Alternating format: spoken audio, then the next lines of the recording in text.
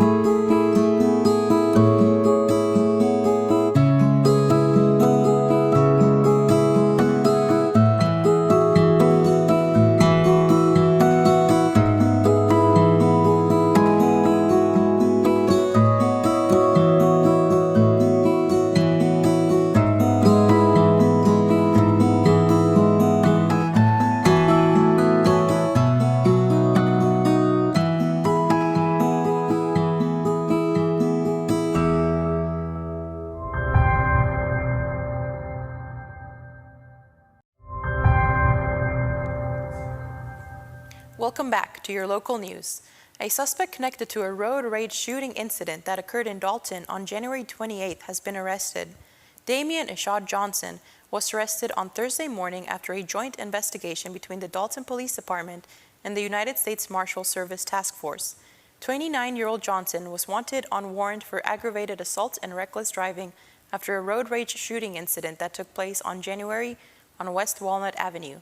The initial investigation indicated that 2 drivers, Johnson in a white Audi and the victim in a gray Honda Accord, were driving aggressively towards each other near the Crystals located on East Walnut Avenue.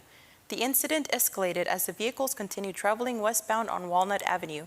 Investigators state that once the vehicles reached the intersection of West Walnut Avenue and Market Street, Johnson fired several gunshots, which struck the victim's vehicle, and the victim was uninjured and waited on the scene until police arrived. Johnson fled the scene and had remained at large until he was apprehended in Fort Pierce, Florida on February 28th, 1 month after the incident. The Woodfield County Board of Education will recognize several students at its next meeting. The meeting is open to the public and will take place this evening at 6:30 p.m. in the Woodfield County High School Central Office, located on Thornton Avenue. Students to be recognized include North Woodfield High School students Andy Nguyen and Henry Griffin. Nguyen and Griffin will perform in the 2024 Georgia Music Educators Association All-State Band this weekend in Athens. William Allen from Hollow Creek High School will also be recognized for his acceptance into the All-American D-Day Band, which will provide him the opportunity to travel to Washington, D.C. and France this summer, where he will perform to commemorate the 80th anniversary of D-Day. Southeast Woodfield High School will also be recognized for its student mock trial team, which was undefeated for the 2nd time in the 2024 Georgia High School Mock Trial Region Meet. Student Ollie Webb and Tara Burse both won state wrestling championships. Burse is the first female in the history of school system to win a state wrestling championship. Some Woodfield County board members will also be recognized this evening. Those members include Bill Worley, Jamie Johnson, Ron Johnson, Carolyn Weaver, and Joe Burnett. This recognition comes in honor of Georgia's School Board Appreciation Week, which is March 11th to 15th. Other topics of discussion are slated for tonight's board meeting and include the reading of the 2024-2025 Student Discipline and Dress Code, financial updates, teaching and learning updates, and construction and operation updates.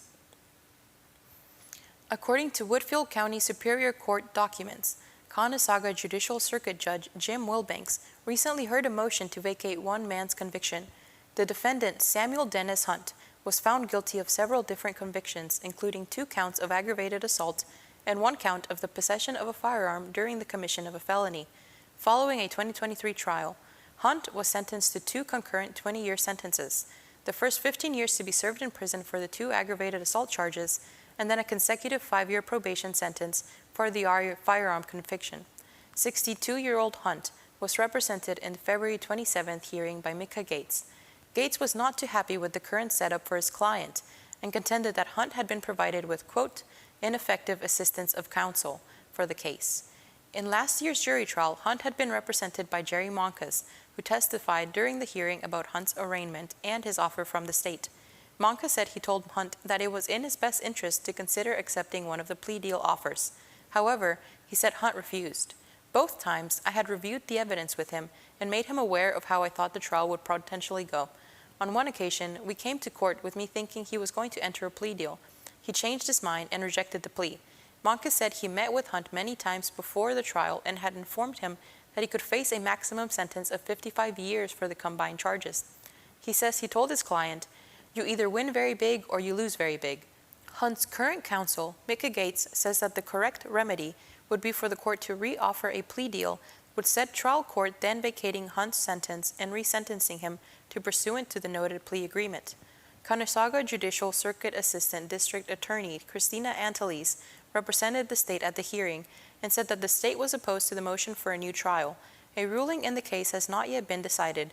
Judge Wilbanks was stated that he will take the case under advisement and then issue a decision. A list has been released naming the 2024 Advanced Placement Honors Schools.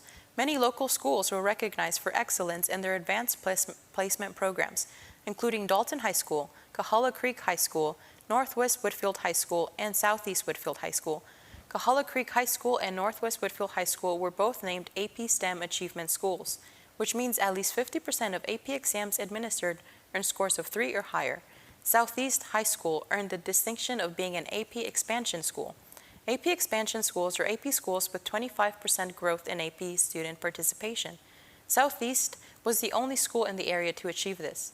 AP exams are administered by the College Board through AP courses, which allow students the opportunity of college-level learning.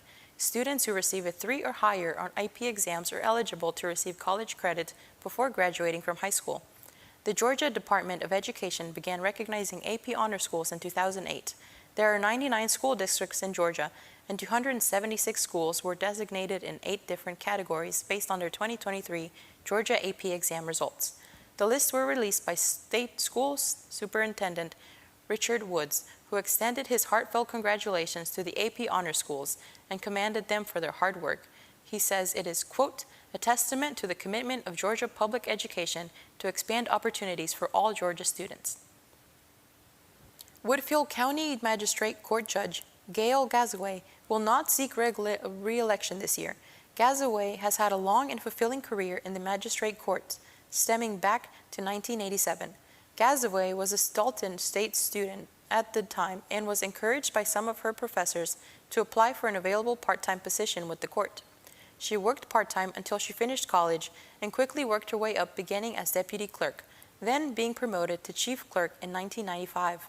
Gazaway was elected to her seat as magistrate court judge in 2016, when Sidney Baxter retired from his 45-year stint in the position. A magistrate court judge handles arrests and search warrants for local enforcement. It is a position in which one is on call 24 hours a day. Gazaway says she never had the opportunity to be a stay-at-home mother, but she can now be a stay-at-home nana, which is cited as a reason for her retirement. Gazaway's term will end on December 31st. We are thankful for Judge Gazaway's many years of service, and we wish her the best of luck in her future endeavors. When we return, I'll share some state news, so stay with us.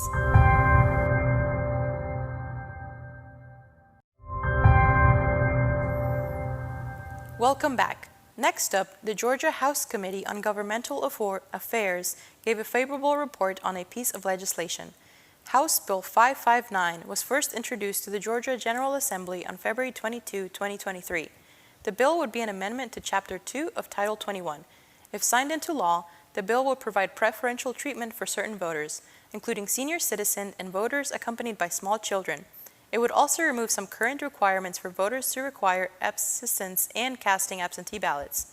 The bill currently reads, during the period of advance voting established pursuant to of Code Section 21-238-5, Each elector who is 75 years of age or older, who is accompanied by one or more children of 3 years of age or younger, who is disabled, shall, upon request to a designated office employee or other individual, be authorized to vote immediately at the next available voting compartment or booth without having to wait in line if such location utilizes direct recording electronic voting systems, or be authorized to go to the head of any line necessary to cast a written absentee ballot. 2 Democrats and 4 Republicans are sponsoring the bill, including District 4 State Representative Casey Carpenter of Dalton. The most recent variation of the bill would be applicable to in-person Election Day voting between the hours of 9:30 a.m. and 4:30 p.m. We'll have updates on this bill as it becomes available. Another piece of legislation is being discussed. House Resolution 1283 is also sponsored by District 4 State Representative Casey Carpenter of Dalton and District 6 Representative Jason Ridley of Chatsworth. Introduced to the General Assembly on February 27th, the resolution would create a new study committee on the safety and consumer protection of nicotine vapor products. The proposed committee would be made up of 5 Georgia House members and would be appointed by the Speaker of the House. Per the resolution, there is not a directory of products that have been vetted or approved by the Food and Drug Administration Consumer Safety and Construction. The committee will conduct further studies to determine whether or not additional legislation needs to be developed regarding incidents leading to consumer harm and injuries related to nicotine vapor and to protect the health of those using the products. The resolution states that the committee would disband on December the 1st. When we return, Jacob Broom will share WDNN's community calendar. But first, here's a look at your local weather. Today's local weather is brought to you by Built Well Bait.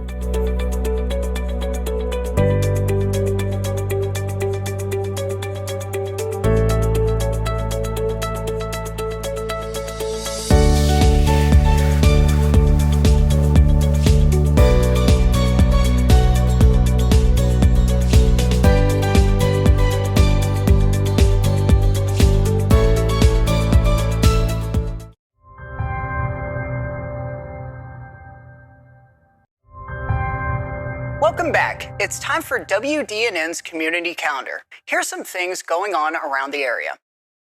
The 2024 Precision's Arch Challenge performance is being hosted at the Dalton Convention Center located at 2211 Tony Engle Parkway. The performance will begin on March 15th and will run through till the 17th from 8 a.m. to 5 p.m. The PAC is a kids' dance competition that allows participants to find inspiration as a dancer and how to be a competitive dancer as well. The Guild's next Thirsty Thursday Sip and Create will be with Paula Plott Gregg on Thursday, March 14th from 5:45 to 7:45 p.m. Each month, participants will complete different art projects from jewelry making to painting to creating seasonal decor and more. Supplies are included in the price of the class, and participants are welcome to bring their own adult beverages or purchase beverages through the Guild. Keep an eye on our social media and website for updates about the subject each month. Cost is $80 per workshop. Finally, the Creative Arts Guild will host a workshop titled Expressive Painting in Acrylic with Bradley Wilson on Friday, March 15th from 11 a.m. to 2 p.m.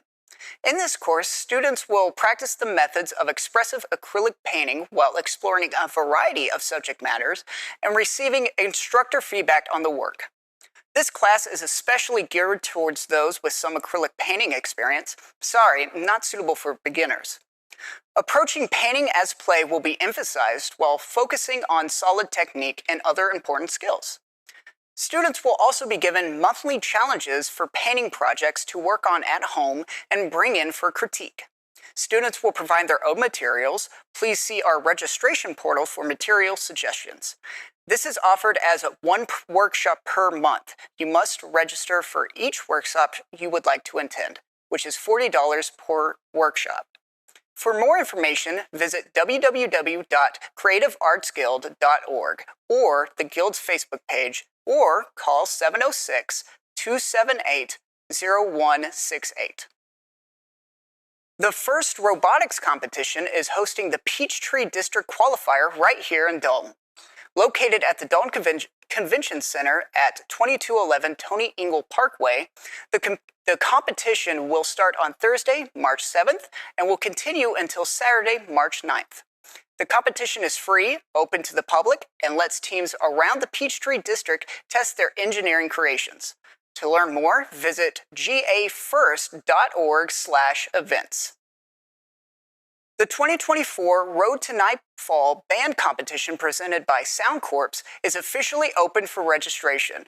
Located in Chattanooga at the Granfalloon at 400 East Main Street, the competition will begin on March 13th and will continue until March 23rd. The competition is open to bands with a minimum of 3 performing band members, with 1 member at least playing a live instrument. All bands that register must live within 50 miles of the city of Chattanooga. Bands that advance each night in the competition will win a $300 cash prize, and the overall winner will receive a 90-minute performance spot that pays $1,000 alongside a number of other prizes. To register or to find more information, go to www.soundcorps.org/Road to Nightfall today. If you'd like to submit information on your event for North Georgia News Now's community calendar, send an email to info@wdnntv.com. That's it for this edition of North Georgia News Now. If you be sure to visit us on Facebook, YouTube, and Instagram. Thanks for watching Local.